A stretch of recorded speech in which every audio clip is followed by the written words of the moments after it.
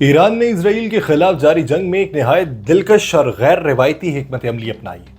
جو صرف طاقت کی بنیاد پر نہیں بلکہ ذہانت اور نفسیاتی برتری کے اصولوں کے اوپر مبنی ہے۔ حالیہ حملوں میں ایران نے 4 ایسے میزائل داغے ہیں جن کی رفتار عام بیلسٹک میزائلز کے مقابلے میں خاصی سست ہے۔ بظاہر یہ سست روی کسی تکنیکی خامی کا نتیجہ لگتی ہے، لیکن در حقیقت یہ گہری حکمت عملی کا حصہ۔ ایران بخوبی جانتا ہے کہ اسرائیل کے دفاعی نظام جیسے آئرن ڈوم یا ڈیوڈ سلنگ تیز رفتار میزائلز کو ترجیحی بنیاد پر روکنے کے لیے بنائے گئے۔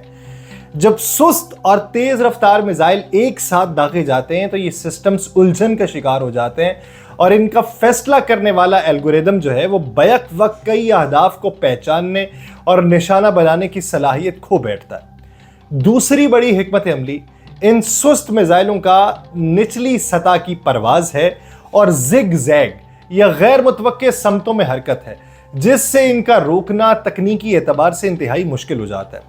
تیسری اور شاید سب سے اہم چال یہ ہے کہ ان حملوں کے ذریعے ایران اسرائیل کے ڈیفنس سسٹمز کے رد عمل کا تجزیہ کر رہا ہے۔ ہر میزائل ایک طرح کا سروے ٹول بن جاتا ہے جو دشمن کی صلاحیتوں، خامیوں اور رد عمل کی رفتار کے بارے میں قیمتی معلومات فراہم کرتا ہے، اور یہی ڈیٹا ایران کو اگلے حملوں میں زیادہ مؤثر حکمت عملی اختیار کرنے کی بنیاد فراہم کرتا ہے۔ اور پھر نفسیاتی جنگ کا وہ پہلو جسے اکثر نظر انداز کر دیا جاتا ہے۔ سست رفتار میزائل شہریوں میں مسلسل بے یقینی، خوف اور عدم تحفظ کا ماحول پیدا کرتے ہیں، اور ان میزائلوں کا دھیرے دھیرے قریب آنا اور فضا میں ان کی موجودگی کا طویل دورانیہ عوام پر ذہنی دباؤ ڈالنے کا سبب بنتا ہے۔ اس کے نتیجے میں حکومت پر جنگ بندی کے مطالبات بڑھتے ہیں یا شہری نقل مکانی پر مجبور ہو جاتے ہیں، جو کسی بھی ملک کی جنگی قوت کو اندر سے کمزور کرنے کا سب سے مؤثر طریقہ ہوتا ہے۔ یہ ایک ایسی جنگی ذہانت ہے جو طاقت سے نہیں،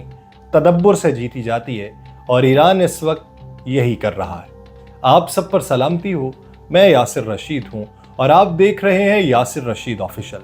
ناظرین، یہ پوری جنگی صورتحال اور دفاعی نظاموں کا جال دراصل ہمیں ایک بہت بڑی حقیقت کی طرف اشارہ دیتا ہے۔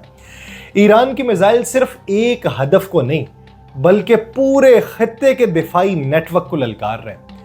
سمجھنے کی بات یہ ہے کہ ایران جب میزائل داغتا ہے تو یہ میزائل صرف اسرائیل کی سرزمین پر نہیں بلکہ کئی مراحل سے گزر کر وہاں پر پہنچتے ہیں، ڈائریکٹ نہیں پہنچ جاتے۔ ان پر سب سے پہلے خلیج فارس میں امریکی بحری بیڑوں کی طرف سے نشانہ بنانے کی کوشش کی جاتی ہے، جہاں سے امریکی وارشپ انہیں ہوا میں مار گرانے کی کوشش کرتے ہیں۔ یہ پہلا دفاعی حصار ہے۔ اگر یہ میزائل اس مرحلے سے بچ نکلے تو اگلا مرحلہ عراق کی فضائی حدود میں آتا ہے، جہاں پہ موجود امریکی اڈے اور دفاعی سسٹمز انہیں نشانہ بنانے کی کوشش کرتے ہیں، جو امریکہ نے وہاں پہ تعینات کر رکھے ہیں۔ اس کے بعد جارڈن یعنی اردن کا مرحلہ آتا ہے، جہاں امریکی فوجی ایئر بیسز اور F-35 طیارے متحرک ہیں، وہاں پر بھی دفاعی نظام ہے۔ وہاں سے بھی اگر میزائل بچ نکلے تو بحیرہ احمر میں موجود امریکی وارشپس انہیں روکنے کی آخری کوشش کرتی ہیں۔ مگر اگر میزائل ان تمام تہوں کو چکما دے دے تب جا کے اسرائیل کا مقامی دفاعی نظام متحرک ہوتا ہے، اور وہاں سب سے پہلے ایرو 3 جیسے ہائی ایلٹیٹیوڈ انٹرسپٹر میزائل متحرک ہوتے ہیں۔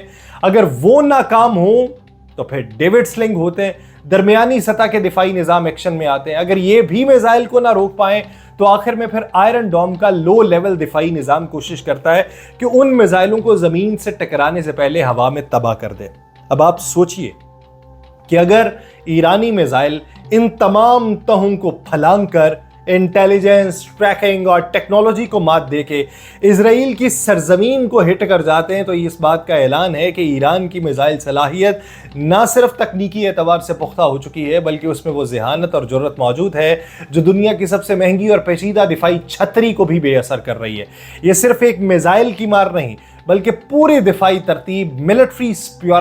سپیریورٹی اور انٹیلیجنس نیٹ ورک کی عزت کا سوال بن چکی ہے، اور ایران ہر حملے کے ساتھ یہ سوال مزید گہرا کر رہا ہے۔ ایران اور اسرائیل کی اس جنگ میں جہاں ایک طرف فوجی میدان میں میزائلوں اور ڈرونز کی گھن گرج ہے، وہیں دوسری طرف ایران نے اسرائیل کی توانائی، معیشت پہ بھی کاری ضرب لگا کے جنگ کو ایک نئے اور خطرناک مرحلے میں داخل کر دیا۔ ایران نے نہایت کامیابی سے اسرائیل کے 2 اہم ترین گیس فیلڈز، جس کا نام لیوایتھن اور کرش ہے، اس کو نشانہ بنا کر مکمل طور پہ بند کر دیا۔ یہ دونوں گیس فیلڈز اسرائیل کی مقامی گیس ضروریات کی تقریباً 2/3 حصہ فراہم کرتے ہیں، اور ان کی بندش کے بعد اسرائیل کو توانائی کے حصول کے لیے کوئلے پہ انحصار کرنا پڑا ہے، جو نہ صرف مہنگا ہے بلکہ ماحولیاتی طور پہ بھی تباہ کن ہے۔ اس کے ساتھ ہی حیفا میں واقع جو بزان آئل ریفائنری ہے، اس پر ایرانی حملے نے اسے شدید نقصان پہنچایا، جس کے نتیجے میں اس کو بند کر دیا گیا ہے۔ یہ ریفائنری اسرائیل کی تیل پروسیسنگ کا ایک مرکزی ستون تھی، اور اس کی بندش سے اسرائیل کو ایندھن میں شدید بحران کا سامنا ہے۔ یہ صرف اسرائیل کا معاملہ نہیں، اسرائیل اپنی گیس اردن اور مصر کو بھی برآمد کرتا تھا، اور یہ دونوں ممالک اسرائیلی گیس کے اوپر انحصار کرتے تھے۔ ان فیلڈز کی بندش نے اردن اور مصر کی توانائی ضروریات پہ بھی براہ راست اثر ڈالا ہے، اور اس کے ساتھ ان ممالک کے ذریعے یورپ کو بھی اسرائیلی گیس کی منتقلی کے منصوبے بن رہے تھے، جو اب متاثر ہوئے۔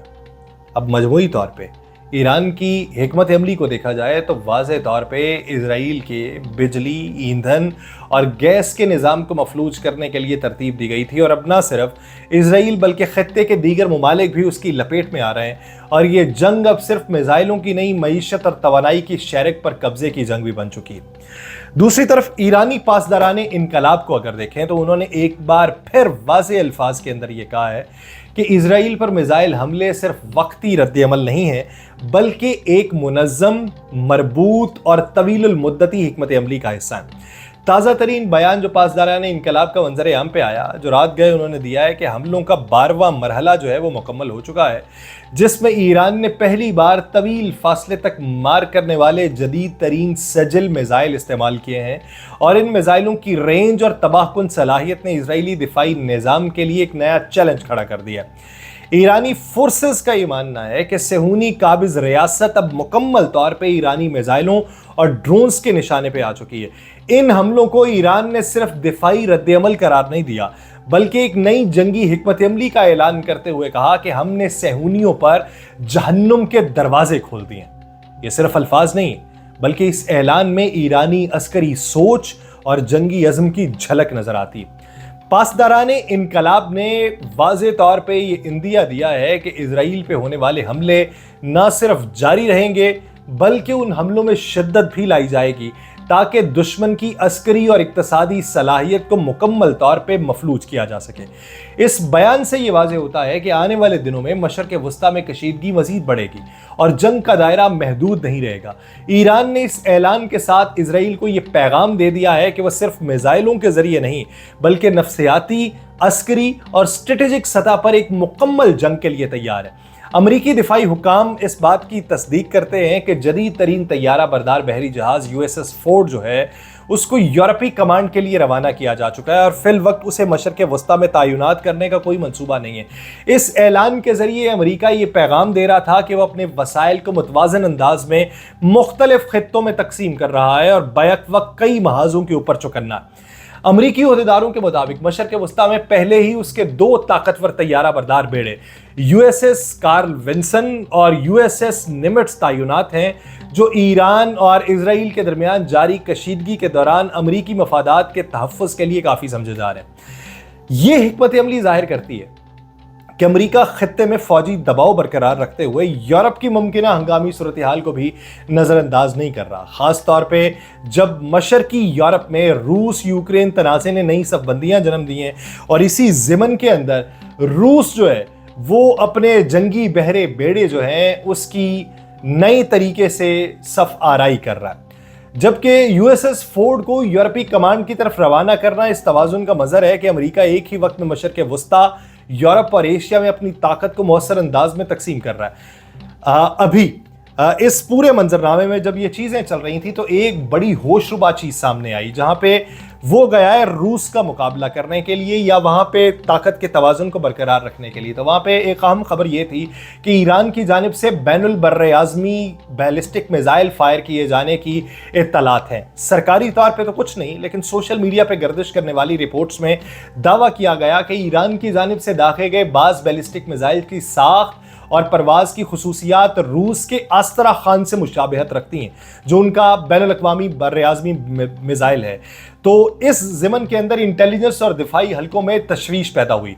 बैनुल बर्र-ए-आज़मी मिसाइल की रेंज जो है वो आम तौर पे 5500 किलोमीटर से ज्यादा होती है, और अगर ईरान वाकई ऐसे मिसाइल फायर करने की सलाहियत रखता है या दिखा रहा है तो ये अमेरिका और यूरोप के लिए एक वाज़ेह पैगाम समझा जा सकता है। अगरचे ईरान ने खुल के अमेरिका और यूरोपीय ममालिक को खबरदार जरूर किया, लेकिन किसी हकीकी ICBM यानी inter continental ballistic missile firing की बाज़ाब्ता या काबिल एतमाद तस्वीर, वीडियोज या सैटेलाइट डेटा अभी तक जारी नहीं हुआ। ईरान के बैलिस्टिक मिसाइल प्रोग्राम में कई इकसाम के मिसाइल शामिल हैं, जैसे सजल, खैबर शिकन, गदर, अमाद, हाज कासिम, जिनकी रेंज 1000 से 2000 किलोमीटर तक है और ये इजराइल तक बासानी पहुंचते हैं, मगर इनकी रेंज जो है वो इंटर कॉन्टिनेंटल बैलिस्टिक मिसाइल की हद में नहीं आती। अगर ईरान वाकई जिस तरीके से खबरें चल रही हैं इंटर कॉन्टिनेंटल बैलिस्टिक मिसाइल की सलाहियत जाहिर कर चुका है तो ये खत्ते में ताकत के तवाज़ुन को शदीद मुतासिर कर सकता है, और मुमकिन है कि अमेरिका और नेटो इसका सख्त रद्द-ए-अमल दें।